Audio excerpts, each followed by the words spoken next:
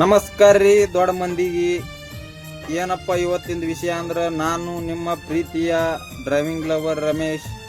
ಇವತ್ತಿಂತ್ರ ನಾನು ಬ್ಲಾಗ್ ಮಾಡಕತ್ತೀನಿ. ಬಡವ್ರ ಮಕ್ಕಳಿಗೆ ಬೆಳೆಸ್ರಿ, ಸಪೋರ್ಟ್ ಮಾಡ್ರಿ.